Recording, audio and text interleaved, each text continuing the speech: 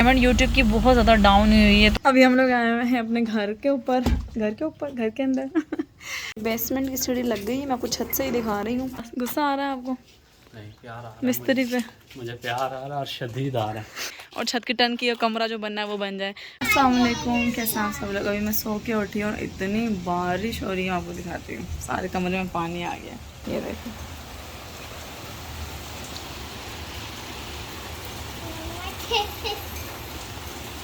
सही शदीद बारिश हो रही है।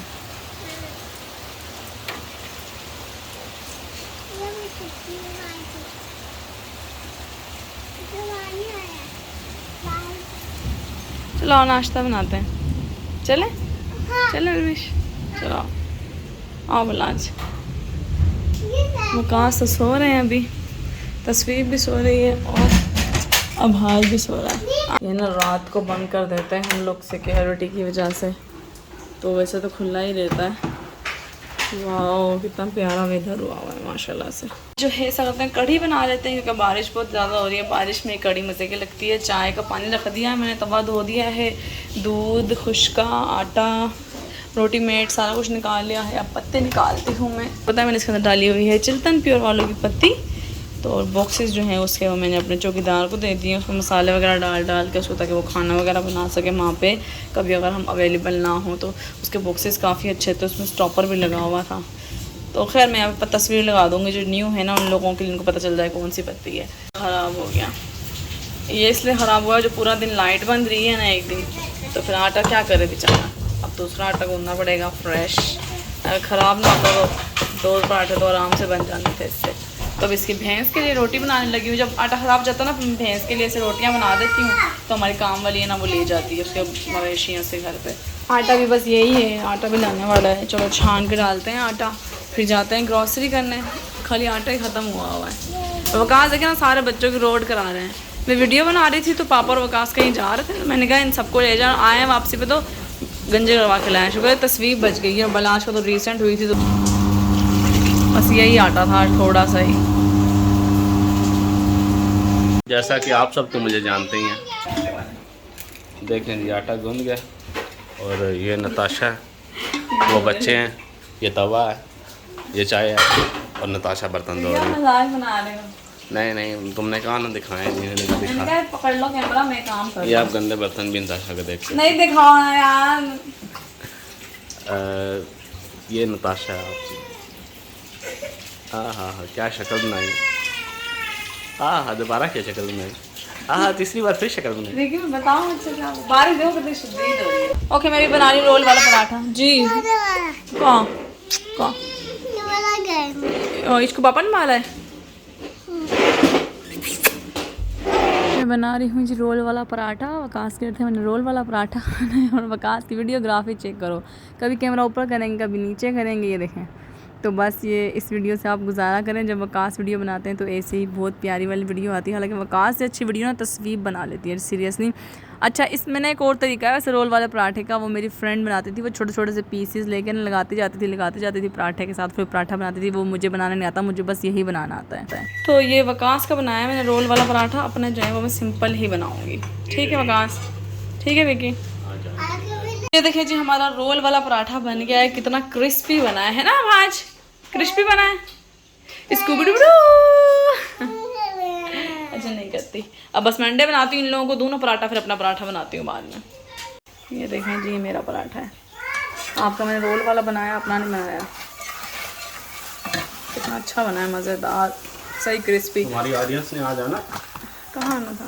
ये देखो ना शायद साफ से बना हुआ तुमने आज। 3 बड़े कप बनाए। विकास आप इंसल्ट करते रहते हो मेरी।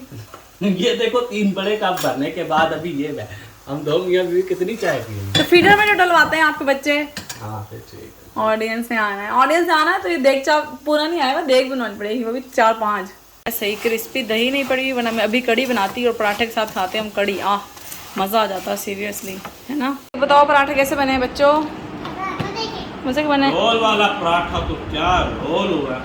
अभी हम लोग आए हुए हैं अपने घर के ऊपर, घर के अंदर लेकिन यार मतलब इस महीने ना हमारा कंस्ट्रक्शन का काम ख़त्म हो जाना था, वो जो ग्रे स्ट्रक्चर रेडी होता है ना, लेकिन 2 महीने से इतनी बारिश है कि मज़दूर कहता है काम कैसे करूँ। और फिर ईद उल फितर पे मज़दूरों ने छुट्टी की थी 20-22 दिन की, अब ईद उल अज़हा पे 20-22 दिन की छुट्टियाँ। अब कल मज़दूर आए थे और कल से बारिशों का सिलसिला शुरू हो गया, तो काम नहीं हो गया। मतलब अब काम रह गया था घर की छत और ऊपर जो टंकी बनती है और एक कमरा और जो वॉशरूम बनना था उसका। अब लेट्स सी कि कब काम होगा। ये पीछे टीवी लाउंज है हमारा, और यहाँ पे इस तरफ ना एक काउंटर है किचन का इसके पीछे, और यहाँ पे रूम है, और सेम इस तरफ यहाँ पे रूम है। फिर टायर्स है वहाँ पे, छत नहीं है अभी इसकी। एक दीवार आज मेरे ख्याल से ये बनाई है सिर्फ, तो बारिश हो रही थी तो वो कहते हैं मट्टी नहीं ठहर रही थी या जो भी इशू था, तो वो लोग चले गए वापस। तो मुझे बहुत गुस्सा आया हुआ है कि कब बारिश ख़त्म होगी और कब मेरा घर बनेगा। बेसमेंट की सीढ़ी लग गई है, मैं आपको छत से ही दिखा रही हूँ, लेकिन अभी ग्राउंड फ्लोर की और अपर फ्लोर की सीढ़ी रहती है। उसका रीज़न ये है कि छत डले की सीढ़ी बनेगी ना,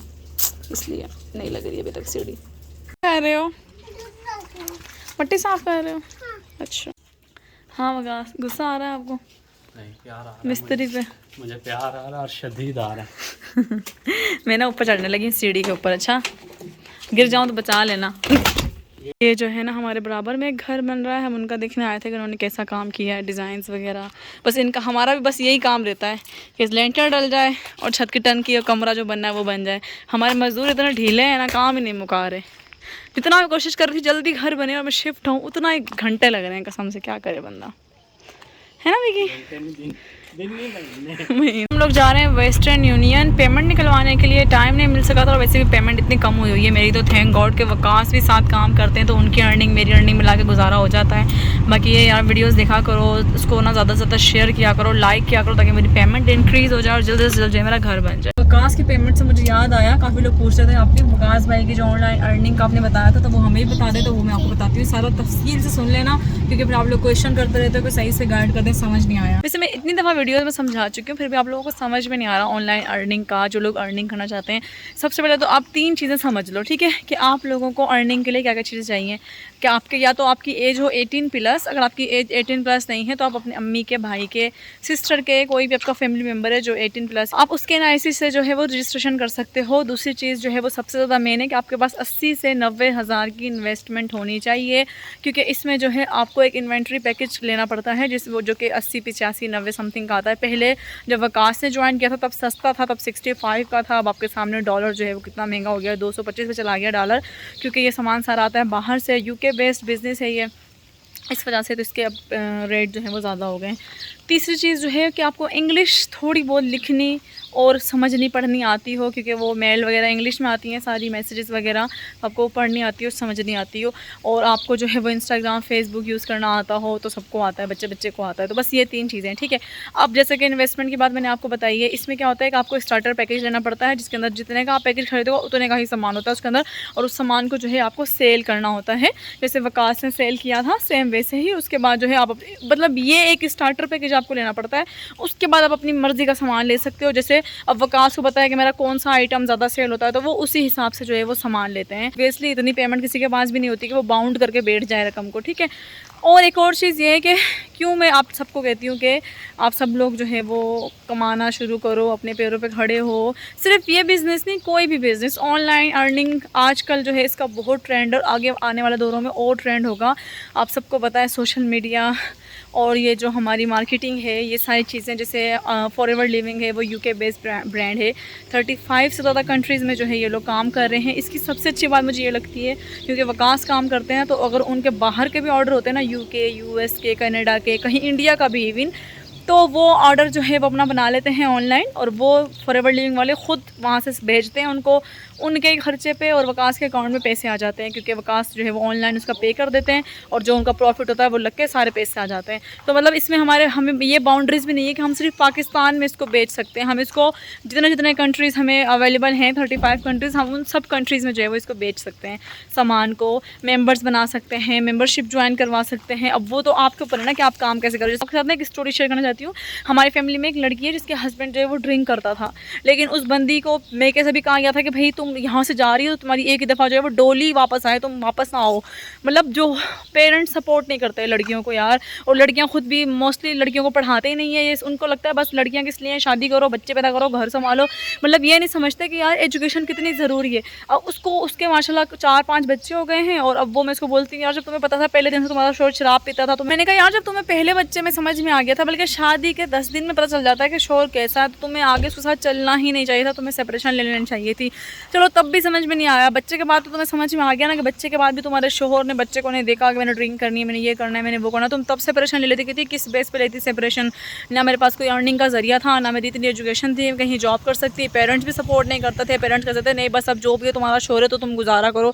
तो इन्हीं चीज़ों की वजह से मैं कहती हूँ कि यार अर्निंग करो, कुछ नहीं होता कि ससुराल वाले कैसे होंगे और आगे का कैसा माहौल मिलेगा, शोहर कैसा मिलेगा। तो अगर बंदी इंडिपेंडेंट होगी, पढ़ी लिखी होगी, कुछ कमा रही होगी, तो उसको किसी की शक्ल देखने की ज़रूरत नहीं है। और अगले भी ना सोचते हैं सलूक करते हुए कि ये हमारी मोहताज नहीं है, अपना कमा रही है, अगर हम इसके साथ सलूक करेंगे ये हमारे साथ नहीं रहेगी और ये छोड़ के चली जाएगी, और ये आपका बेसिक राइट है। हज़रत खतीजा भी काम करती थी, हालांकि आप सल्लल्लाहु अलैहि वसल्लम से अच्छा तो कोई हस्बैंड है ही नहीं है, लेकिन उस दौर में भी औरतें तिजारत करती थी और पैसे कमाती थी, और ये इस्लाम ने भी इजाज़त दी है पैसे कमाने की कि औरत कमाए, लेकिन आप सबको बताओ अपनी लिमिट्स में रह के कमाओ। आप लोगों के साथ जो है वो सर्वे हार्ड लिंक शेयर कर दूँगी किरण का, आप लोग जाकर उसको ज्वाइन कर लेना।